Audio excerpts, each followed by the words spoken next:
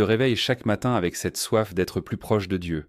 Tu pries, tu cherches sa volonté, tu médites sa parole, mais au fond quelque chose te trouble. Pourquoi, malgré tous tes efforts, as-tu parfois l'impression qu'il semble distant, que ta foi semble vaciller? Peut-être que tu te sens abandonné, mais sache que Dieu ne t'a jamais quitté. Et si je te disais qu'il y a des habitudes invisibles dans ta vie, des comportements insidieux que tu ne remarques même pas, mais qui, petit à petit, t'éloignent de lui. Ces petites choses, ces actions quotidiennes que tu prends pour acquises, qui peuvent paraître anodines, mais qui, au fil du temps, finissent par créer un fossé spirituel entre toi et ton Créateur. Aujourd'hui, je vais t'ouvrir les yeux sur 7 mauvaises habitudes que Dieu déteste et qui, silencieusement, t'éloignent de sa présence. Mais il y a une bonne nouvelle, tu peux les changer. Ce n'est pas un message de condamnation, mais un appel à la repentance et à la restauration. Dieu te parle aujourd'hui et ce message est pour toi. Si tu sens que cette vidéo pourrait changer quelque chose dans ta relation avec lui, alors continue à écouter, car ce que tu vas découvrir pourrait transformer ta vie spirituelle pour toujours. La relation avec Dieu est la chose la plus précieuse que tu puisses cultiver sur cette terre. Chaque jour, tu as l'opportunité de vivre une communion profonde avec le Tout-Puissant, d'apprendre à le connaître et à marcher selon sa volonté. Cependant, il y a un piège subtil que nous pouvons tous tomber. Ce sont les habitudes quotidiennes qui, bien qu'elles semblent insignifiantes, agissent comme des barrières invisibles entre nous et Dieu. Ces habitudes peuvent t'éloigner de sa voix, de sa paix, de sa lumière. Pense-y un instant. Quand tu pries, ressens-tu parfois que tes mots ne traversent même pas le plafond? Quand tu lis la Bible, la parole semble-t-elle parfois vide, sans vie, comme si elle ne te parlait plus? Et si je te disais que ce n'est pas que Dieu ait changé, mais que ce sont certaines habitudes dans ta vie qui créent ce vide? Ces habitudes, en soi souvent ignorées, sont comme des pierres qui se glissent petit à petit entre toi et Dieu, jusqu'à ce que tu te retrouves à l'écart de sa présence, à chercher des réponses là où elles ne peuvent pas être trouvées. Peut-être que tu te sens fatigué dans ton parcours spirituel, peut-être que tes prières te semblent vaines, ou tes efforts spirituels inutiles. Mais sache ceci, Dieu veut te restaurer, et il te donne l'opportunité de revenir à lui. Mais il faut que tu sois prêt à remettre en question ces habitudes qui t'éloignent de sa grâce, de sa paix et de sa présence. Le chemin vers la restauration commence par la prise de conscience, par l'acceptation de ce que tu dois changer. Avant même de continuer, je t'invite à prendre un moment de réflexion. Abonne-toi à cette chaîne si ce message résonne avec toi et si tu veux aller plus loin dans ta quête spirituelle. Active la cloche de notification pour être alerté de chaque nouvelle révélation qui t'aidera à te rapprocher de Dieu. Laisse un Amen en commentaire si tu choisis aujourd'hui de t'éloigner de ces mauvaises habitudes et de t'approcher de lui. Si ce message parle à ton cœur, écris « Je choisis de me rapprocher de Dieu, je veux être transformé ». Maintenant, es-tu prêt à faire face à ces habitudes qui t'éloignent de Dieu? Ce sont des habitudes subtiles, parfois même inconscientes, mais si tu les laisses se maintenir, elles finiront par obstruer ton chemin spirituel. Et cela n'arrive pas en un jour, mais au fil du temps, jusqu'à ce que tu te retrouves dans un désert spirituel, cherchant la réponse à tes prières sans savoir pourquoi Dieu semble silencieux. C'est pour cette raison que je t'invite aujourd'hui à regarder profondément dans ta vie, à examiner ton cœur et à être honnête avec toi-même. Ces habitudes peuvent être liées à des comportements que tu tiens pour acquis, mais qui, en réalité, sont loin d'être neutres. Ce n'est pas juste une question d'action extérieure, il s'agit de l'état de ton cœur. Alors, voyons ensemble ces habitudes, une à une, et voyons comment nous pouvons les changer pour revenir dans la lumière de la présence divine. Commençons par la première mauvaise habitude, celle qui peut paraître banale, mais qui a un effet profond sur ta relation avec Dieu. L'oubli, un ennemi insidieux de la foi. L'une des mauvaises habitudes les plus sournoises qui t'éloignent de Dieu, c'est l'oubli des bienfaits passés. Nous vivons souvent dans un monde qui nous pousse à courir après le futur, à nous concentrer sur ce que nous n'avons pas encore. Et dans cette course effrénée, nous oublions les bénédictions passées, les miracles que Dieu a accomplis dans nos vies. Pourtant, la mémoire spirituelle est un pilier essentiel pour nourrir la foi. Dans l'Ancien Testament, Dieu rappelle constamment à son peuple de se souvenir de ses délivrances, de ses interventions et de ses bénédictions. Pourquoi? Parce que la mémoire spirituelle te relie à la fidélité de Dieu. Dans le psaume 77, David se souvient des grands actes de Dieu. « Je me souviens des jours anciens, je médite sur toutes tes actions, je réfléchis à l'œuvre de tes mains. » Psaume 77, verset 12. Ce n'est pas une simple réflexion nostalgique, C'est un acte spirituel puissant. Lorsque tu te rappelles ce que Dieu a déjà fait pour toi, tu réalises que sa fidélité ne faillit jamais.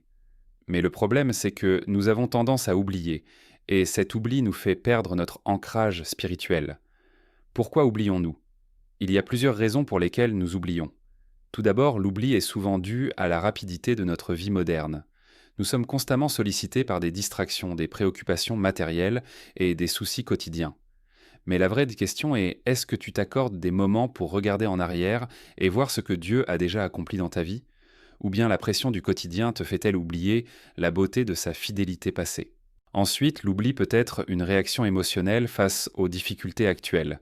Quand la tempête arrive, nous avons tendance à oublier que Dieu nous a déjà délivrés d'autres épreuves.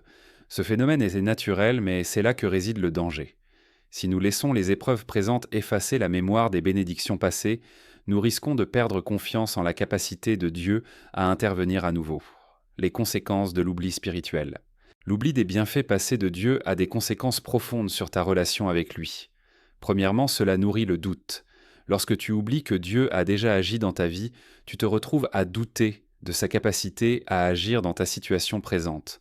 Cela t'éloigne de sa paix et de sa confiance, car tu commences à croire que tes circonstances actuelles sont trop difficiles pour que Dieu intervienne. La mémoire spirituelle est un antidote au doute. Quand tu te souviens des victoires passées, tu réalises que la puissance de Dieu ne change pas. Ce qui semblait impossible avant est désormais une promesse de ce qu'il peut accomplir à nouveau. Deuxièmement, cet oubli t'amène à prendre la gloire de Dieu pour acquise. Quand tu ne te souviens pas des miracles passés, tu commences à croire que tu es arrivé là où tu es grâce à ta propre force, à tes propres efforts. Mais Dieu te rappelle dans la parole que tout ce que tu as, tout ce que tu est par sa grâce. Si tu oublies cette vérité fondamentale, tu perds de vue la source de ta bénédiction et progressivement, tu t'éloignes de Dieu. Comment raviver cette mémoire spirituelle? Dieu t'invite à te souvenir. Souviens-toi de ces moments où il t'a porté, de ces prières exaucées, des batailles spirituelles où tu as vu sa main. Rappelle-toi ce jour où tu pensais que tout était perdu et qu'il t'a donné la victoire.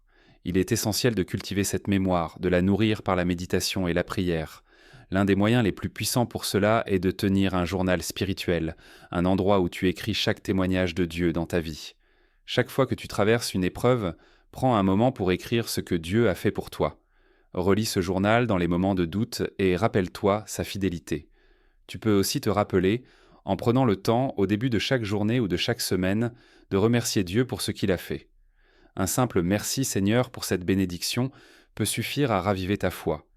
C'est en faisant cela que tu bâtis des fondations solides, et tu es moins susceptible de tomber dans l'oubli spirituel.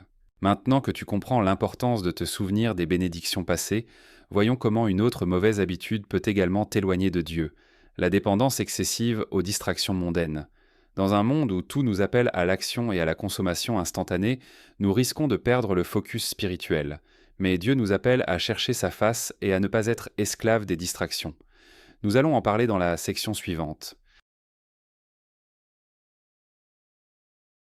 Les distractions modernes, des pièges invisibles. Si l'oubli des bienfaits passés de Dieu est une habitude qui nous éloigne de lui, la dépendance aux distractions mondaines est l'un des plus grands pièges de notre époque. Nous vivons dans un monde où chaque moment est sollicité par des distractions infinies. De nos téléphones portables à nos réseaux sociaux, en passant par la télévision, les jeux vidéo et même nos préoccupations matérielles, il semble que tout nous pousse à détourner notre attention de l'essentiel, de Dieu lui-même. Ces distractions ne sont pas simplement des éléments externes, elles se glissent insidieusement dans notre quotidien et commencent à remplir l'espace réservé à Dieu. Tu as remarqué? Ce n'est pas simplement une question d'activité extérieure, mais un état de l'esprit. Combien de fois as-tu prié ou médité la parole de Dieu, puis en plein milieu, tu t'es retrouvé à penser à ton travail, à ton téléphone ou à tes préoccupations personnelles? Les distractions mondaines ont ce pouvoir subtil de diviser notre cœur et notre attention, de nous faire oublier l'essentiel, et c'est précisément là que se cache le danger. Les distractions modernes créent un environnement où la présence de Dieu devient de plus en plus difficile à discerner. Et cette difficulté à percevoir Dieu dans notre vie quotidienne crée un éloignement spirituel qui se renforce jour après jour. Comme un voile qui se dépose lentement sur l'âme, les distractions rendent la parole de Dieu moins vivante, la prière moins fervente et la communion avec lui moins tangible. Pourquoi sommes-nous attirés par ces distractions? La première raison, c'est la recherche de confort et de divertissement. Nous vivons dans une époque où le divertissement est à portée de main. La société nous pousse à nous distraire constamment. La publicité, les médias, les réseaux sociaux, tout est conçu pour capter notre attention. Mais derrière ces distractions se cache souvent un besoin insatisfait. Nous cherchons à fuir la douleur, l'ennui, l'inconfort, les questionnements existentiels. Et comment cela se manifeste-t-il? Nous nous noyons dans des vidéos sans fin, dans des séries télévisées, dans des conversations futiles sur les réseaux sociaux, dans des jeux virtuels ou dans des achats compulsifs. Ce besoin de distraction devient une manière de remplir un vide intérieur, un vide spirituel que seul Dieu peut combler. Mais l'ironie, c'est que ces distractions ne nous apportent jamais la paix. Elles ne nous apportent qu'un répit temporaire. Après l'excitation du dernier épisode d'une série ou la validation d'un like sur un réseau social, il y a toujours ce vide qui persiste. Et plus nous recherchons ces distractions, plus le vide intérieur s'agrandit, nous éloignant ainsi de notre véritable source de paix, Dieu. Les dangers spirituels de la dépendance aux distractions mondaines. La dépendance aux distractions mondaines n'est pas qu'une question de temps perdu, c'est un ennemi silencieux de notre vie spirituelle. Premièrement, elle nous rend insensibles à la voix de Dieu. Lorsque nous sommes constamment en train de regarder un écran ou d'être absorbés par des préoccupations mondaines, nous ne prêtons plus attention à ce que Dieu veut nous dire. Les distractions volent notre capacité à être attentifs à sa présence. La prière devient un monologue, la lecture de la Bible un acte mécanique. Nous devenons des chrétiens superficiels qui pratiquent des rites religieux sans réelle connexion spirituelle. Deuxièmement, ces distractions nous volent notre paix. La parole de Dieu nous dit que la paix de Dieu surpasse toute intelligence. Philippiens chapitre 4 verset 7. Mais cette paix ne peut exister dans une vie surchargée de bruit et de distractions. Quand nous sommes sans cesse bombardés par des messages externes, que ce soit des notifications, des informations incessantes ou des conversations futiles, nous n'avons plus l'espace nécessaire pour expérimenter la paix intérieure que Dieu nous offre. Le bruit extérieur fait écho en nous et envahit notre âme. Troisièmement, ces distractions génèrent une forme de passivité spirituelle. L'ennemi sait que si nous sommes occupés à courir après des distractions mondaines, nous serons moins enclins à chercher Dieu dans l'intimité de la prière, à méditer sa parole ou à répondre à son appel. La passivité spirituelle est une des armes les plus efficaces de l'ennemi. Il ne te pousse pas à pécher ouvertement, mais à devenir indifférent, distrait et passif. Et dans cet état de distraction constante, notre relation avec Dieu s'étiole lentement. Comment se libérer des distractions mondaines? Se libérer de ces distractions n'est pas un processus instantané, mais c'est un choix de chaque jour. La première étape pour se libérer des distractions est de prendre conscience de leur pouvoir. Reconnaître que ces distractions ne sont pas neutres, qu'elles influencent notre esprit et notre cœur, est déjà un grand pas. Ensuite, d'ici là, il est crucial de redéfinir ce que nous considérons comme important dans notre vie. Si tu passes plus de temps sur ton téléphone que dans la parole de Dieu, si tu passes plus de temps à regarder des séries que dans la prière, il est temps de réévaluer tes priorités. L'une des pratiques les plus puissantes pour se libérer des distractions est de créer des moments sacrés dans ta journée. Ce sont des moments où tu te retires du bruit et de l'agitation pour te consacrer pleinement à Dieu. Que ce soit le matin avant de commencer ta journée ou le soir pour réfléchir à ce que Dieu a fait, ces moments sont essentiels pour restaurer ta relation avec lui. Utilise des techniques comme le jeûne des distractions. Par exemple, tu peux décider de ne pas regarder la télévision pendant un certain temps ou de ne pas consulter tes réseaux sociaux pendant une période spécifique de la journée. De petites disciplines qui, mises ensemble, peuvent avoir un grand impact sur ta vie spirituelle. Une autre pratique clé est de désencombrer ton esprit et ta vie des distractions inutiles. Il est important de faire de la place pour Dieu dans chaque domaine de ta vie. Parfois, cela implique de faire des choix conscients. Peut-être qu'il est temps de dire non à certaines activités sociales ou à des engagements qui te distraient de Dieu. Cela peut aussi signifier que tu dois réduire le temps passé sur des activités qui ne nourrissent pas ton âme et qui te laissent vide, comme la consommation excessive de contenu numérique. Lorsque tu fais ces choix, tu rétablis un équilibre spirituel qui te permet de te concentrer sur ce qui est vraiment important, ta relation avec Dieu. Le silence et la solitude, des armes puissantes contre la distraction. Si tu veux vraiment lutter contre les distractions, tu dois apprendre à apprécier le silence et la solitude. Jésus lui-même s'est retiré dans des lieux solitaires pour prier et chercher la face de son Père. Dans ce monde bruyant, la solitude devient une arme spirituelle. C'est dans le silence que Dieu parle souvent.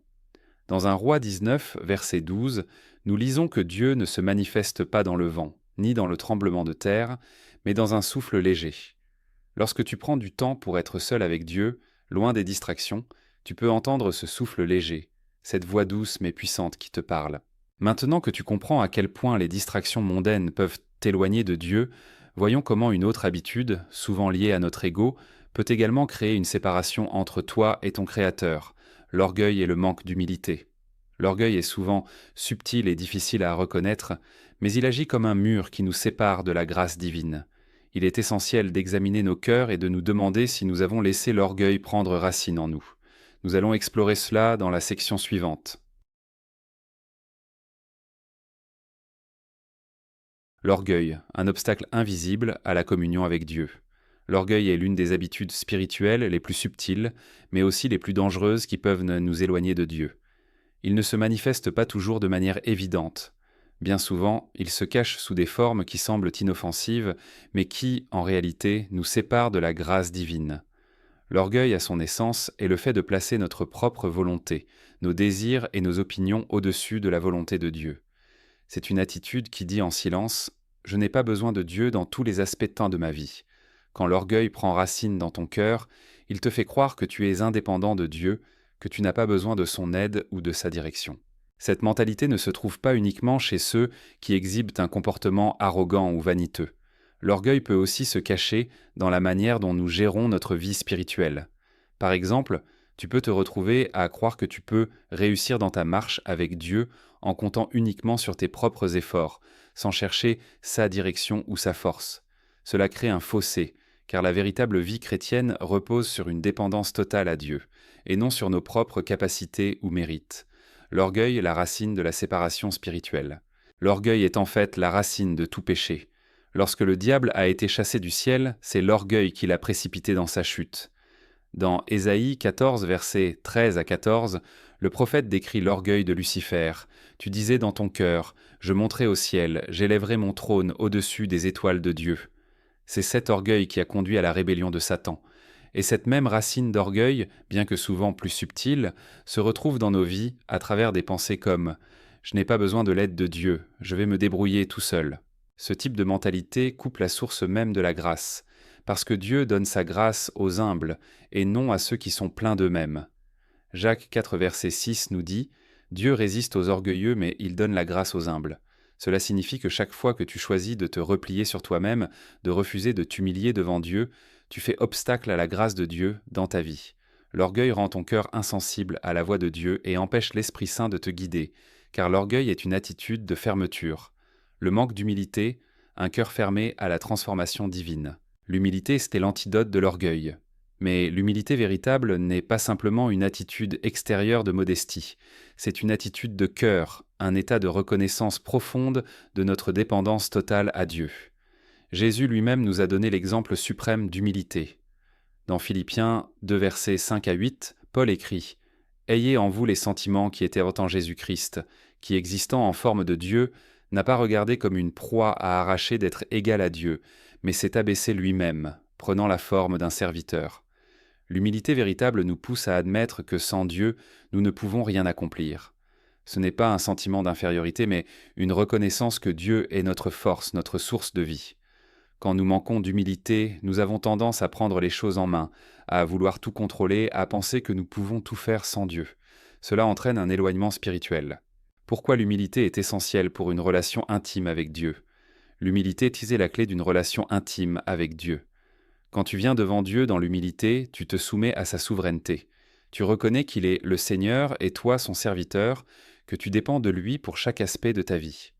Dieu nous invite constamment à l'humilité, à ce moment où nous nous abaissons devant lui pour recevoir sa sagesse, sa force et sa direction. Le manque d'humilité, par contre, fait que nous fermons notre cœur à la transformation que Dieu veut opérer en nous. Il est difficile, voire impossible, d'entendre la voix de Dieu si ton cœur est rempli de fierté. La fierté bloque la possibilité de Dieu de te façonner, car elle crée un mur entre toi et lui. Le Seigneur ne peut pas remplir un vase déjà plein de soi-même. Pour être rempli de Dieu, il faut d'abord se vider de notre orgueil. Les signes de l'orgueil dans nos vies quotidiennes. L'orgueil et le manque d'humilité peuvent se manifester de manière subtile dans nos vies quotidiennes. Voici quelques signes qui peuvent t'aider à reconnaître si tu es victime de cet éloignement spirituel. manque de soumission à l'autorité divine. Si tu te trouves constamment en train de rejeter ou d'ignorer les instructions de Dieu, cela peut être un signe d'orgueil. Lorsque tu choisis d'agir selon tes propres désirs, au lieu d'écouter la voix de Dieu, tu t'éloignes de sa volonté. Absence de repentance. L'orgueil rend souvent difficile la repentance. Quand nous avons du mal à reconnaître nos erreurs ou à demander pardon à Dieu, c'est un signe que notre cœur est devenu insensible à sa correction. Comparaison avec les autres, un autre signe de l'orgueil est le fait de se comparer constamment aux autres. Si tu te trouves en train de juger ou de mépriser les autres à cause de leurs faiblesses, cela révèle une attitude orgueilleuse. L'humilité nous appelle à aimer les autres comme Dieu les aime, sans jugement. Se croire indépendant de Dieu, si tu te dis que tu n'as pas besoin de prier, de lire la Bible ou de dépendre de Dieu pour affronter tes défis, c'est un signe d'orgueil. L'orgueil fait croire que tu peux tout gérer seul, sans l'aide de Dieu. Comment cultiver l'humilité ? Pour cultiver l'humilité, il faut commencer par reconnaître notre besoin constant de Dieu. La prière est un excellent moyen de demeurer humble, car elle nous rappelle que nous dépendons totalement de Dieu.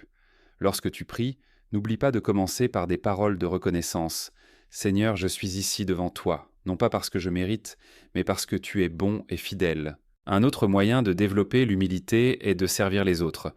Jésus nous a donné l'exemple ultime de service en lavant les pieds de ses disciples, un acte réservé aux serviteurs les plus humbles. Lorsque tu choisis de servir les autres, tu montres que tu n'es pas au-dessus de personne, que tu reconnais que Dieu a placé les autres dans ta vie pour t'aider à grandir. L'humilité comme mode de vie chrétien. L'humilité n'est pas un acte isolé, mais un mode de vie. Cela signifie chaque jour se soumettre à la volonté de Dieu, chaque jour reconnaître sa souveraineté sur ta vie. C'est en restant humble que tu pourras vraiment expérimenter la plénitude de la grâce de Dieu. L'humilité nous garde ancrés en Dieu, nous empêche de tomber dans l'autosuffisance et ouvre notre cœur à sa direction. C'est ainsi que nous devenons plus semblables à Christ, qui, bien qu'étant Dieu, a pris la forme d'un serviteur pour nous sauver. Maintenant que nous avons vu l'impact profond de l'orgueil et du manque d'humilité dans notre vie spirituelle, voyons une autre habitude qui peut nous éloigner de Dieu, la négligence spirituelle. Cette habitude, souvent subtile, consiste à délaisser la discipline spirituelle au profit de l'immédiateté et du confort. Cela nous empêche de grandir dans la foi et de rester proche de Dieu. Nous allons explorer cela plus en détail dans la section suivante. La négligence spirituelle, une érosion silencieuse de la foi. La négligence spirituelle est l'une des habitudes les plus dangereuses, car elle agit souvent en toute discrétion, sans que nous en soyons pleinement conscients. Elle est subtile, mais elle est comme une eau qui s'infiltre lentement dans les fondations d'un bâtiment. Au début, cela semble inoffensif. Peut-être que tu manques une prière, un jour de méditation, ou que tu laisses de côté un temps de louange. Mais ce qui commence par un petit manquement peut rapidement devenir une habitude qui érode ta vie spirituelle. La négligence au spirituel, c'est avant tout un manque de discipline dans la quête de Dieu. Elle se manifeste par une réduction des moments passés dans la prière, dans la lecture de la parole de Dieu, dans l'adoration. Ces petites négligences quotidiennes finissent par te détourner de Dieu, et au fil du temps, tu te retrouves dans un désert spirituel, sans force, sans direction, sans la vitalité que tu avais autrefois dans ta marche avec lui. Le danger de la négligence spirituelle est qu'elle nous éloigne progressivement de l'essentiel, sans que nous nous en rendions compte. Un jour, tu te réveilles et tu te rends compte que ta relation avec Dieu est devenue froide, distante. Le feu du Saint-Esprit qui brillait en toi semble s'être éteint. Tu commences à chercher des réponses dans le monde, à combler le vide spirituel avec des choses qui ne nourrissent pas ton âme. Ce processus est lent, mais terriblement efficace. Les signes de la négligence spirituelle. Il existe plusieurs signes visibles de la négligence spirituelle dans la vie d'un croyant. Ces signes ne sont pas toujours immédiats, mais ils se manifestent progressivement et deviennent de plus en plus évidents à mesure que la négligence s'installe. La prière devient une corvée. Lorsque la négligence spirituelle prend racine, tu te retrouves à prier de manière mécanique, sans cœur ni passion. La prière devient une obligation plutôt qu'un moment de communion intime avec Dieu. Tu te mets à prier plus par habitude que par véritable désir de rencontrer Dieu. Ce manque de passion peut être un signe que tu négliges ta relation avec lui. L'absence de soif pour la parole de Dieu. Un autre signe évident de la négligence spirituelle est une diminution du désir de lire et d'étudier la Bible. Dieu nous a donné sa parole pour nous nourrir spirituellement, mais si tu négliges cet aspect, ta foi commence à s'affaiblir. La Bible devient un livre comme un autre, un texte qu'on ouvre rarement. Si tu ne nourris pas ton esprit de la vérité de Dieu, il devient plus facile de t'éloigner de sa volonté. La perte de sensibilité au Saint-Esprit. Le Saint-Esprit nous guide, nous enseigne, nous réprimande, mais lorsque nous négligeons notre vie spirituelle, nous devenons insensibles à sa voix. Tu peux vivre des jours, voire des semaines, sans ressentir la conviction du Saint-Esprit. L'absence de sa direction dans ta vie est un signe que tu t'es laissé emporter par la négligence spirituelle. La distance émotionnelle avec Dieu. Quand la négligence s'installe, tu te retrouves à vivre une vie chrétienne sans véritable passion.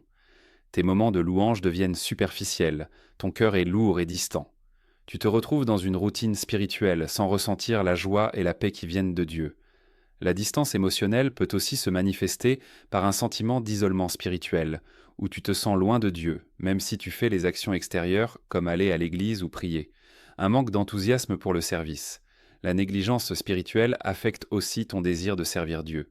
Autrefois, tu étais peut-être actif dans ton église, dans des ministères ou dans des activités de service, mais maintenant, tu te sens apathique, indifférent. Le service devient un fardeau plutôt qu'une joie, car ton cœur est devenu froid.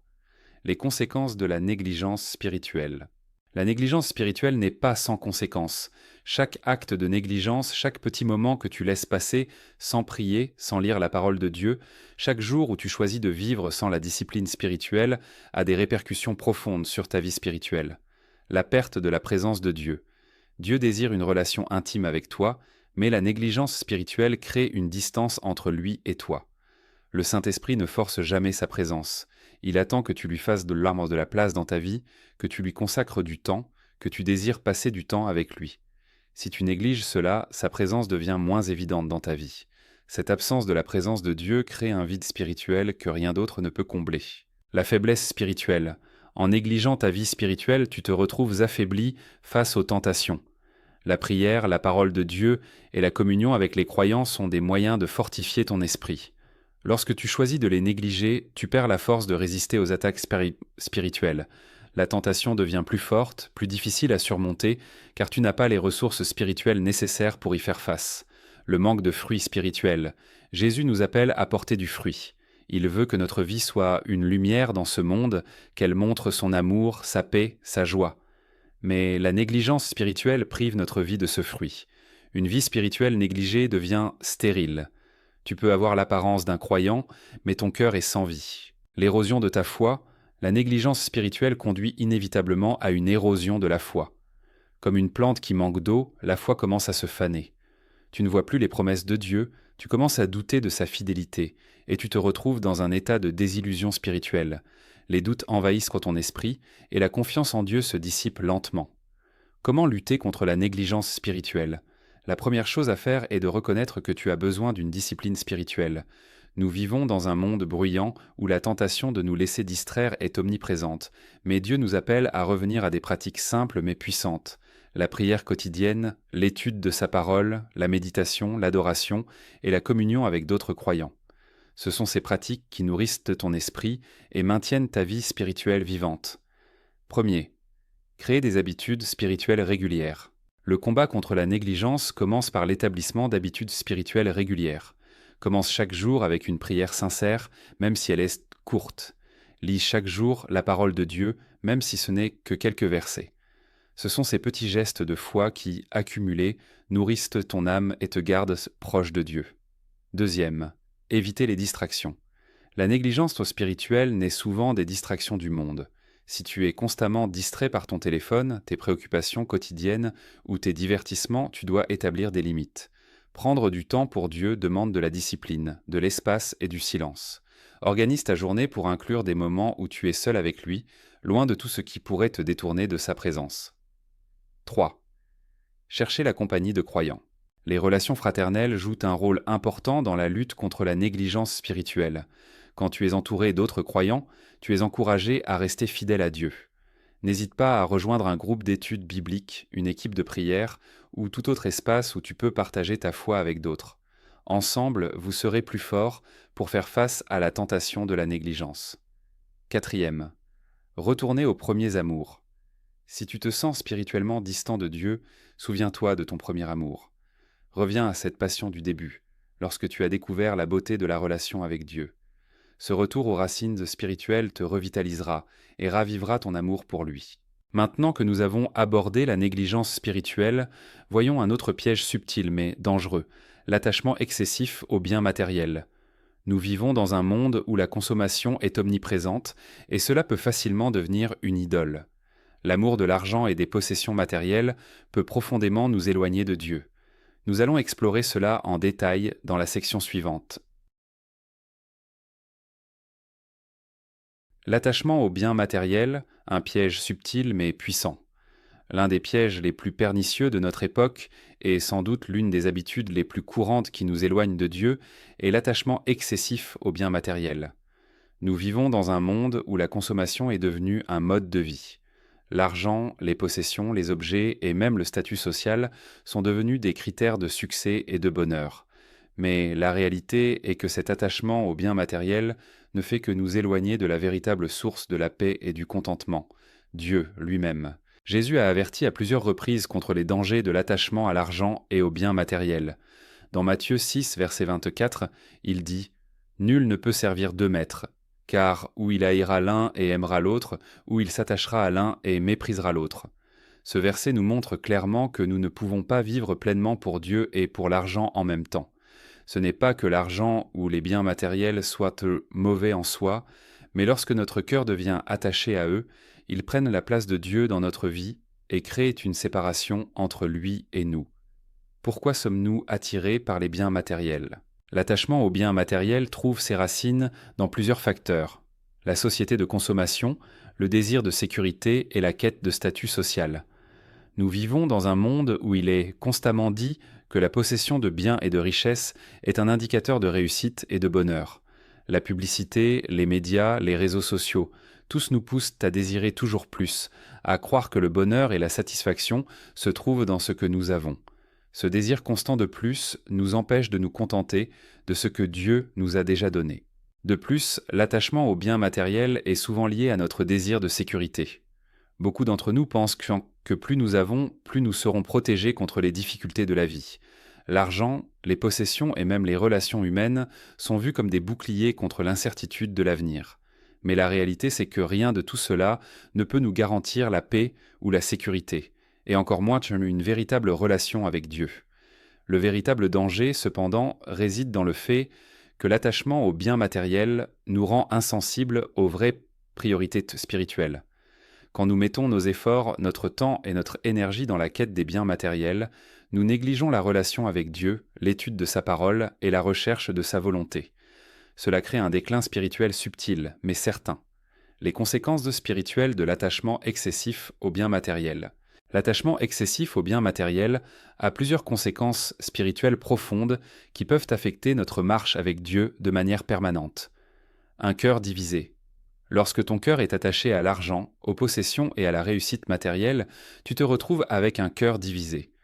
Jésus nous a avertis de cela dans Matthieu 6, 21. « Car là où est ton trésor, là aussi sera ton cœur. » Si ton trésor, ton énergie et tes pensées sont tournés vers l'accumulation de biens, ton cœur sera éloigné de Dieu. Un cœur divisé empêche une relation intime et sincère avec lui, car tu cherches à servir deux maîtres, Dieu et l'argent, ou Dieu et tes possessions. Sa soif insatiable. L'attachement aux biens matériels engendre une soif insatiable. Plus tu as, plus tu veux. Ce désir constant de plus ne fait que te remplir d'insatisfaction et de frustration. Dans Ecclésiaste 5, verset 10, il est écrit « Celui qui aime l'argent n'est jamais rassasié par l'argent. Peu importe combien tu accumules, cela ne t'apportera jamais la paix véritable ou la satisfaction spirituelle. Cette quête constante ne fait que t'éloigner de Dieu, qui est la source de toute paix. En cherchant à combler ton cœur avec des biens matériels, tu négliges la seule source capable de combler ton âme, Dieu lui-même. L'oubli de la dépendance à Dieu. Quand nous plaçons notre sécurité dans les biens matériels, nous commençons à nous éloigner de Dieu, car nous ne dépendons plus de lui pour nos besoins. Nous pensons que notre argent, nos possessions et nos ressources sont ce qui nous donne sécurité et stabilité. Cela nous empêche de reconnaître que Dieu est la véritable source de toute bénédiction et que nous devons dépendre de lui pour tout, y compris nos besoins matériels. Jésus nous rappelle dans Matthieu 6, versets 31 à 32. Ne vous inquiétez donc pas en disant « Que mangerons-nous? Que boirons-nous? Avec quoi nous habillerons-nous » car votre Père céleste sait que vous en avez besoin. Se reposer sur nos possessions matérielles nous éloigne de cette dépendance pure et totale à Dieu, qui doit être notre priorité. Le détournement de notre mission spirituelle. L'attachement aux biens matériels nous détourne de notre mission en Christ. Jésus nous appelle à être des témoins de son amour, de sa vérité et de sa lumière dans ce monde. Mais lorsque nos priorités sont déplacées vers la recherche de la richesse et du confort matériel, nous négligeons l'appel à servir les autres, à vivre pour sa gloire et à participer activement à l'avancement de son royaume. Au lieu de chercher à faire des disciples et à répandre l'Évangile, nous cherchons à accumuler toujours plus, oubliant ainsi notre vocation en tant que serviteurs de Dieu. Les pièges de l'amour de l'argent. La Bible ne condamne pas l'argent en soi, mais elle met en garde contre l'amour de l'argent, car cet amour peut être une racine de tous les maux. Première épître aux Thessaloniciens, 6 verset 10. L'amour excessif de l'argent n'est pas simplement une question de richesse ou de possession, c'est une question de cœur. Lorsque ton cœur est orienté vers la quête constante de biens matériels, tu deviens esclave de cette recherche. Tu es prêt à sacrifier ta relation avec Dieu, ta santé spirituelle et même tes valeurs morales pour obtenir ce que tu désires. Comment briser l'attachement aux biens matériels ? Il est possible de se libérer de l'attachement excessif aux biens matériels, et cela commence par un changement de perspective. Voici quelques actions concrètes pour lutter contre cet attachement et revenir à une relation saine avec Dieu et ses bénédictions. Redéfinir tes priorités spirituelles. La première étape pour briser l'attachement aux biens matériels est de réévaluer tes priorités. Demande-toi, où est-ce mon trésor ? Si tu réalises que ton trésor est davantage dans les biens matériels que dans la relation avec Dieu, il est temps de réorienter tes priorités. Commence à rechercher d'abord le royaume de Dieu, comme Jésus nous l'a dit dans Matthieu 6, verset 33. Cherchez d'abord le royaume et la justice de Dieu, et toutes ces choses vous seront données par-dessus. C'est en mettant Dieu en premier que tout le reste trouvera sa place. Pratiquer la générosité. Une autre manière de briser l'attachement à l'argent et aux biens matériels est de pratiquer la générosité. L'argent et les biens ne sont pas destinés à être amassés pour notre propre confort, mais pour être partagés et utilisés pour la gloire de Dieu. Jésus nous appelle à être des canaux de bénédiction pour les autres. Lorsque tu choisis de donner, tu brises l'emprise de l'argent sur ton cœur et tu réalignes ta vie avec la volonté de Dieu. Apprendre à être content dans toutes les circonstances, Paul nous enseigne dans Philippiens 4 versets 11 à 12 que l'on peut apprendre à être content dans toutes les circonstances, que ce soit dans l'abondance ou dans le manque. La clé est de trouver notre satisfaction et notre contentement en Dieu et non dans les biens matériels. Lorsque tu réalises que ton bonheur et ta paix ne dépendent pas de ce que tu possèdes, mais de la présence de Dieu dans ta vie, tu es libéré du fardeau de l'attachement aux biens matériels. Après avoir vu comment l'attachement aux biens matériels peut nous éloigner de Dieu, examinons une autre habitude subtile mais dangereuse, l'autosuffisance spirituelle. L'autosuffisance spirituelle consiste à croire que l'on peut se passer de Dieu dans notre croissance spirituelle, pensant que nous pouvons tout accomplir par nos propres forces. Mais la vérité est que nous avons besoin de Dieu chaque jour pour grandir dans la foi. Nous allons explorer cela plus en détail dans la section suivante. L'autosuffisance spirituelle, un piège silencieux mais destructeur. L'autosuffisance spirituelle est l'une des habitudes les plus subtiles, mais également les plus destructrices qui peuvent s'installer dans la vie d'un croyant. C'est l'attitude qui consiste à croire que nous pouvons vivre la vie chrétienne par nos propres forces, sans avoir réellement besoin de Dieu. Cette pensée est un piège que l'ennemi utilise souvent pour éloigner les chrétiens de leur source de vie, Dieu lui-même. La vérité cependant est que l'autosuffisance spirituelle est une illusion. Nous pouvons être forts dans nos propres yeux, mais sans Dieu, nous ne pouvons rien accomplir dans le domaine spirituel. Jésus nous le dit clairement dans Jean 15, verset 5, « Je suis le cep, vous êtes les sarments. Celui qui demeure en moi et en qui je demeure porte beaucoup de fruits, car sans moi, vous ne pouvez rien faire. » Cette déclaration met en évidence le fait que, en dehors de Jésus, nous sommes spirituellement impuissants. Cependant, lorsque nous nous laissons guider par sa grâce, nous portons du fruit et vivons dans sa force. Les signes de l'autosuffisance spirituelle. L'autosuffisance spirituelle peut se manifester de plusieurs façons dans la vie d'un croyant. Voici quelques signes qui peuvent indiquer que nous avons adopté une telle attitude, souvent sans même en être conscients. La prière devient optionnelle. L'un des premiers signes de l'autosuffisance spirituelle est lorsque la prière devient secondaire, voire optionnelle. Quand nous croyons que nous pouvons faire face à la vie spirituelle sans l'aide de Dieu, nous ne ressentons plus l'urgence de prier. Nous prions seulement lorsque nous en avons besoin ou lorsque la situation devient vraiment difficile. Mais Dieu nous appelle à une communion quotidienne avec lui, pas seulement dans les moments de crise. La prière est une reconnaissance que nous avons besoin de sa direction et de sa force, et non un acte de dernière minute. La lecture de la parole de Dieu devient une corvée. Un autre signe de l'autosuffisance spirituelle est lorsque la lecture de la parole de Dieu devient une tâche plutôt qu'un plaisir. Nous pouvons penser que nous savons tout ce dont nous avons besoin, que nous n'avons plus besoin d'être nourris par la parole chaque jour. Nous commençons à négliger les Écritures, nous les lisons de manière superficielle ou de manière rituelle, sans chercher réellement la direction et la révélation que Dieu veut nous donner. La dépendance aux ressources extérieures plutôt qu'à Dieu. Un signe supplémentaire de l'autosuffisance spirituelle est la dépendance excessive aux ressources extérieures pour résoudre nos problèmes, au lieu de chercher d'abord Dieu.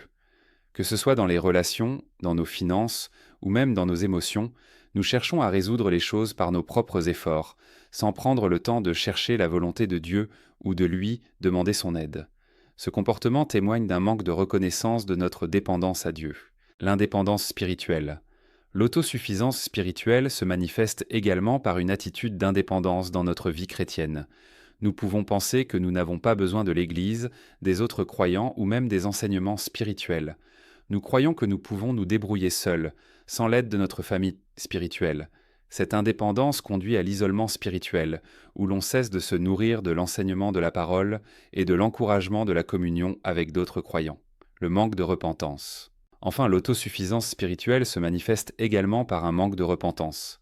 Lorsque nous pensons que nous sommes capables de nous relever seuls, que nos péchés sont gérables par nos propres forces, nous arrêtons de nous humilier devant Dieu.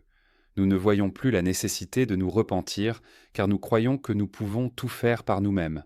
Cependant, la repentance est un acte d'humilité qui nous rappelle que nous avons besoin de la grâce et du pardon de Dieu chaque jour. Les dangers de l'autosuffisance spirituelle. L'autosuffisance spirituelle présente de nombreux dangers pour la vie d'un chrétien, car elle nous éloigne de la grâce de Dieu et de la puissance de l'Esprit Saint. Ces dangers ne sont pas toujours évidents au départ, mais ils sont réels et peuvent avoir des conséquences profondes. L'éloignement de la grâce de Dieu, l'un des dangers les plus graves de l'autosuffisance spirituelle, est qu'elle nous fait nous éloigner de la grâce de Dieu. Nous commençons à croire que nous pouvons réussir dans notre marche chrétienne par nos propres forces, et ainsi nous perdons de vue le fait que c'est seulement par la grâce de Dieu que nous pouvons accomplir quoi que ce soit. Dans 2 Corinthiens 12, verset 9, Dieu dit à Paul « Ma grâce te suffit, car ma puissance s'accomplit dans la faiblesse. » Lorsque nous croyons que nous n'avons pas besoin de Dieu, nous nous privons de sa grâce qui est la véritable source de notre force spirituelle, la stagnation spirituelle. L'autosuffisance spirituelle mène souvent à la stagnation spirituelle. Si nous croyons que nous n'avons pas besoin d'aide de la part de Dieu, nous cessons de grandir. Notre foi devient plate, nos prières deviennent vaines, et notre marche avec Dieu devient monotone. Nous arrêtons de chercher à nous améliorer, à nous transformer, à devenir plus semblables à Christ. Sans l'humilité de reconnaître notre dépendance totale à Dieu, notre vie chrétienne est condamnée à stagner. L'isolement spirituel. Le manque de dépendance à Dieu et des autres croyants conduit également à l'isolement spirituel. Nous pensons que nous pouvons tout gérer seuls, sans l'aide de l'Église, sans l'encouragement de nos frères et sœurs en Christ. L'isolement détruit la communauté chrétienne et prive notre âme du soutien spirituel que Dieu a prévu pour nous. Nous devenons vulnérables aux attaques de l'ennemi, car sans une vie communautaire forte, nous manquons de l'unité et de la force qui viennent du corps du Christ. Le manque de discernement spirituel. Enfin, l'autosuffisance spirituelle nous prive du discernement spirituel. Lorsque nous nous fions uniquement à notre propre jugement et à nos propres capacités, nous sommes moins capables d'entendre la voix de Dieu. Nous risquons de nous laisser guider par nos propres désirs et par les voies du monde, plutôt que par l'Esprit Saint. Ce manque de discernement peut entraîner des erreurs graves dans notre vie spirituelle, car nous ne discernons pas les voies de Dieu et nous nous éloignons de sa volonté parfaite. Comment lutter contre l'autosuffisance spirituelle ? Lutter contre l'autosuffisance spirituelle demande un changement radical de perspective. Voici quelques étapes pratiques pour revenir à une dépendance totale à Dieu. Reconnaître notre dépendance totale à Dieu. La première étape pour vaincre l'autosuffisance est de reconnaître que nous dépendons totalement de Dieu pour tout. Jésus nous appelle à demeurer en lui, car c'est lui qui est la source de toute vie spirituelle. Cela commence par un acte d'humilité où nous reconnaissons que nous ne pouvons rien faire sans lui. Chaque jour, rappelle-toi que ta force, ta sagesse et ta capacité à vivre la vie chrétienne viennent de Dieu et non de tes propres efforts. Cherchez Dieu dans la prière et la parole. Pour lutter contre l'autosuffisance, il faut renouer avec la prière et la méditation de la parole de Dieu. Ce sont ces moments de communion qui nous rappellent notre dépendance à lui. La prière quotidienne et l'étude régulière de la Bible sont des moyens concrets de cultiver cette relation avec Dieu, de lui demander guidance et force et de rester humble devant sa majesté. Chercher la communion avec les autres croyants. L'autosuffisance spirituelle nous pousse à l'isolement, mais Dieu nous appelle à faire partie d'un corps, l'Église. Le soutien spirituel de nos frères et sœurs en Christ est essentiel pour notre marche avec Dieu. Cherche activement à être impliqué dans une communauté chrétienne, à partager ta foi avec d'autres et à être encouragé et exhorté dans ta marche. Se soumettre à l'Esprit Saint. L'autosuffisance spirituelle naît souvent de notre incapacité à nous soumettre à l'Esprit Saint. C'est en lui que réside notre puissance spirituelle. Apprends à écouter sa voix et à te laisser guider par lui dans toutes les sphères de ta vie. Plus tu te soumettras à sa direction, plus tu verras ta dépendance à Dieu se renforcer et ta foi grandir. Nous avons maintenant vu comment l'autosuffisance spirituelle peut nous éloigner de Dieu et comment nous pouvons cultiver une dépendance totale à lui. Dans la section suivante, nous allons explorer une autre habitude qui nous prive de la vraie paix spirituelle, l'inquiétude excessive et le manque de confiance en Dieu. L'inquiétude est une forme de foi dans la peur et elle nous fait oublier que Dieu est souverain et qu'il prend soin de nous. Nous allons approfondir ce sujet dans la section suivante. L'inquiétude excessive, une prison spirituelle. L'inquiétude est l'une des chaînes les plus subtiles, mais les plus puissantes qui peuvent nous éloigner de Dieu. Elle naît d'un manque de confiance en la souveraineté de Dieu et nous empêche de vivre pleinement dans la paix qu'il nous offre. L'inquiétude excessive est une forme de foi dans la peur, une conviction que l'avenir est incertain et que nous devons tout contrôler pour que tout se passe bien. Mais la vérité, c'est que Dieu, dans sa souveraineté, contrôle tout et il nous appelle à lui faire confiance, à déposer nos préoccupations entre ses mains. Jésus nous enseigne dans Matthieu 6, versets 25 à 27. « C'est pourquoi je vous dis, ne vous inquiétez pas pour votre vie, de ce que vous mangerez, ni de ce que vous boirez, ni pour votre corps, de quoi vous serez vêtus. La vie n'est-elle pas plus que la nourriture, et le corps plus que le vêtement ? Qui de vous, par ses inquiétudes, peut ajouter une coudée à la durée de sa vie ? » Ces paroles de Jésus nous rappellent qu'inquiéter notre cœur ne sert à rien. L'inquiétude est une entrave à la foi. Elle empêche notre cœur de se reposer dans les promesses de Dieu et de faire l'expérience de sa paix qui surpasse toute compréhension. Pourquoi nous inquiétons-nous ? L'inquiétude vient souvent du fait que nous ne faisons pas pleinement confiance à Dieu. Elle peut naître de notre peur de l'inconnu, de la crainte de l'avenir ou de notre désir de contrôler toutes les situations. Nous vivons dans un monde incertain, où les événements sont imprévisibles. Cela peut créer une angoisse intérieure qui nous pousse à chercher des solutions par nos propres moyens plutôt que de remettre nos préoccupations à Dieu. Mais l'inquiétude naît aussi de notre tendance à nous concentrer sur les problèmes plutôt que sur Dieu. Quand nous prenons nos yeux du Seigneur et les fixons sur nos circonstances, nous laissons l'inquiétude prendre racine. L'un des pièges de l'inquiétude est qu'elle occupe notre esprit et nos émotions de manière incessante. Nos pensées deviennent une spirale de préoccupation qui nous enferme dans un cercle vicieux de stress, de doute et de frustration. Au lieu de vivre dans la paix que Dieu nous promet, nous sommes consumés par l'incertitude, l'anxiété et le manque de foi. Les conséquences spirituelles de l'inquiétude excessive. L'inquiétude excessive peut avoir de graves conséquences sur notre vie spirituelle. Bien que l'inquiétude ne soit pas toujours perçue comme un péché manifeste, elle est un obstacle majeur à la vie chrétienne épanouie.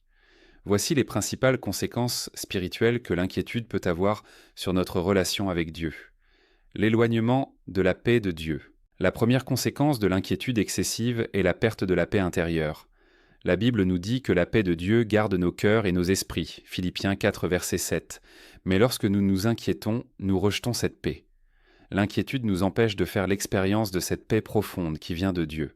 Au lieu de nous reposer dans sa souveraineté, nous nous tourmentons dans nos propres forces et pensées. Un manque de foi. L'inquiétude excessive est en réalité une manifestation de notre manque de foi en Dieu. Nous commençons à douter de sa capacité à prendre soin de nous, à nous guider et à pourvoir à nos besoins. Jésus nous dit dans Matthieu 6,30 : « Si Dieu fait ainsi l'herbe des champs, qui existe aujourd'hui et qui demain sera jetée au four, ne vous vêtira-t-il pas beaucoup plus, vous, gens de peu de foi ?» Lorsque nous nous inquiétons, nous mettons en doute l'amour et la provision de Dieu pour nous. L'inquiétude devient ainsi une forme de méfiance envers la capacité de Dieu à accomplir sa parole. Le fardeau mental et émotionnel. L'inquiétude excessive crée également un fardeau mental et émotionnel qui pèse sur notre bien-être. Elle consomme notre énergie, nous prive de notre sérénité et de notre capacité à penser clairement. Lorsque nous nous laissons envahir par l'inquiétude, cela nous empêche de prendre des décisions éclairées et de voir les situations sous un angle spirituel. Nous devenons paralysés par la peur et l'incertitude, incapables de avancer dans la foi. L'isolement spirituel. L'inquiétude excessive peut également nous conduire à l'isolement spirituel. Lorsque nous sommes absorbés par nos préoccupations, nous nous isolons souvent de la communion avec Dieu et des autres croyants. Nous avons tendance à garder nos inquiétudes pour nous-mêmes, pensant que personne ne peut comprendre nos luttes. Cela nous empêche de rechercher le soutien de notre communauté chrétienne et d'expérimenter la force collective de l'Église. L'isolement spirituel exacerbe nos luttes et nous éloigne de la paix que Dieu veut nous donner. Les solutions pour surmonter l'inquiétude excessive et retrouver la confiance en Dieu. Il est possible de surmonter l'inquiétude excessive et de restaurer la confiance en Dieu. Voici quelques étapes pratiques pour y parvenir. Confier toutes nos préoccupations à Dieu dans la prière. La première solution pour surmonter l'inquiétude est de confier toutes nos préoccupations à Dieu dans la prière. Dans Philippiens 4 versets 6 à 7, Paul nous exhorte à ne pas nous inquiéter, mais à tout exposer devant Dieu par la prière et les supplications, avec des actions de grâce. Quand nous déposons nos préoccupations devant Dieu, nous reconnaissons que nous n'avons pas le contrôle et que nous avons besoin de sa direction et de sa paix. La prière est un acte de foi qui brise l'emprise de l'inquiétude sur nos vies. Rappelez les promesses de Dieu. Une autre manière de lutter contre l'inquiétude est de se rappeler les promesses de Dieu. La Bible regorge de versets qui nous assurent de la fidélité de Dieu, de son amour pour nous et de sa capacité à répondre à nos besoins. Rappelle-toi des paroles de Jésus dans Matthieu 6, verset 33. « Cherchez d'abord le royaume de Dieu et sa justice, et toutes ces choses vous seront données par-dessus. » Lorsque nous nous souvenons de ces promesses, nous pouvons avoir la certitude que Dieu est fidèle et qu'il pourvoit toujours à nos besoins.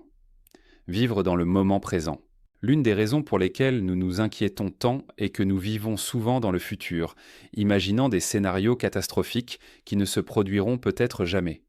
Jésus nous appelle à vivre dans le moment présent, à ne pas nous laisser envahir par les soucis de demain. Dans Matthieu 6, verset 34, il dit « Ne vous inquiétez pas du lendemain, car le lendemain aura soin de lui-même. À chaque jour suffit sa peine. » L'inquiétude naît souvent de notre désir de tout contrôler et de tout anticiper, mais Dieu nous appelle à lui faire confiance chaque jour. Renforcer notre foi par la méditation et l'action de grâce. Pour surmonter l'inquiétude, il est essentiel de renforcer notre foi en Dieu. La méditation quotidienne de la parole de Dieu et des actions de grâce permettent de nourrir notre esprit de sa vérité. Lorsque nous reconnaissons ce que Dieu a déjà fait pour nous, cela renforce notre foi et nous aide à nous rappeler que, dans chaque situation, Dieu est fidèle. Les témoignages de sa provision passée peuvent être une source de paix dans nos moments d'anxiété.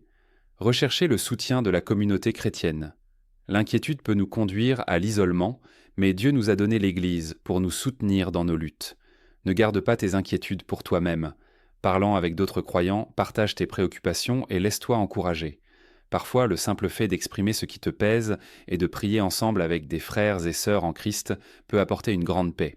L'inquiétude excessive est une habitude qui nous éloigne de Dieu en nous enfermant dans nos peurs et nos préoccupations. Mais Dieu nous appelle à lui faire confiance, à lui remettre nos fardeaux et à vivre dans la paix qu'il nous offre. En cherchant sa présence, en méditant ses promesses et en vivant dans le moment présent, nous pouvons surmonter l'inquiétude et retrouver une pleine confiance en lui. Ainsi, nous avons vu, au travers de ces 7 habitudes, comment certaines actions et attitudes, souvent invisibles au début, peuvent nous éloigner de Dieu. Mais il y a toujours une voie de retour. Nous devons choisir de nous détourner de ces mauvaises habitudes et revenir à une vie de foi, de dépendance et de confiance totale en Dieu. Ces révélations sont un appel à l'éveil spirituel. Dans la section finale, nous récapitulerons ces points et prierons ensemble pour un renouvellement spirituel profond. Alors voilà, nous avons exploré ensemble ces 7 habitudes profondes et souvent invisibles qui peuvent nous éloigner de Dieu, mais nous avons également vu que, par la grâce de Dieu, nous pouvons changer. Loin d'être un simple constat, ce message est un appel à la transformation, une invitation à revenir à une vie plus proche de Dieu, à une marche spirituelle authentique et pleine de sa lumière. Chaque jour, nous avons le choix. Nous avons le choix de laisser ces mauvaises habitudes prendre racine, ou nous avons le pouvoir, en Dieu, de les rejeter et de nous en libérer. Dieu veut une relation avec nous, une relation qui grandit et qui s'épanouit à travers notre dépendance totale à lui. Si aujourd'hui tu as pris la décision de te rapprocher davantage de Dieu, de repenser certaines habitudes et de revenir à une foi plus profonde, sache que tu n'es pas seul. Ce chemin est un chemin de courage, de repentance et de lumière. Mais ce n'est pas tout. Si tu veux aller encore plus loin et découvrir des moyens pratiques pour protéger ta vie spirituelle des distractions, des tentations et des pièges de l'ennemi, il y a une vidéo essentielle que tu dois absolument voir. Dans cette vidéo, je vais te partager 5 clés spirituelles puissantes pour renforcer ta foi et bâtir des fondations solides dans ta relation avec Dieu. Ces clés te permettront non seulement de comprendre comment éviter ces mauvaises habitudes, mais aussi de prendre des mesures concrètes pour te protéger des attaques spirituelles et rester centré sur ce qui est vraiment important. Je sais que beaucoup d'entre nous cherchent à vivre une vie plus proche de Dieu, à trouver la paix, la force et la direction qu'il seul peut offrir. Et c'est exactement ce que cette vidéo va t'apporter.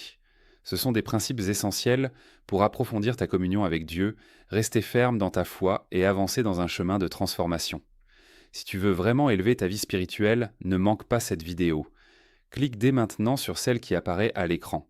Je t'invite également à t'abonner à la chaîne, à activer la cloche des notifications et à liker cette vidéo si tu as trouvé des réponses, des éclaircissements ou une révélation. Écris en commentaire ce qui a résonné en toi. Cela peut être un acte de foi qui marque le début de ton chemin vers la transformation spirituelle. Si tu es prêt à vivre cette renaissance, à grandir, à renoncer aux mauvaises habitudes et à embrasser ce que Dieu a pour toi, alors c'est le moment de faire le premier pas. N'oublie pas, Dieu est avec toi à chaque étape. Peu importe où tu en es aujourd'hui, il n'est jamais trop tard pour revenir à lui, pour changer et grandir dans sa lumière. Je te souhaite une profonde bénédiction sur ton parcours et je te dis à très bientôt dans la vidéo suivante. Que la paix et la grâce de Dieu soient avec toi.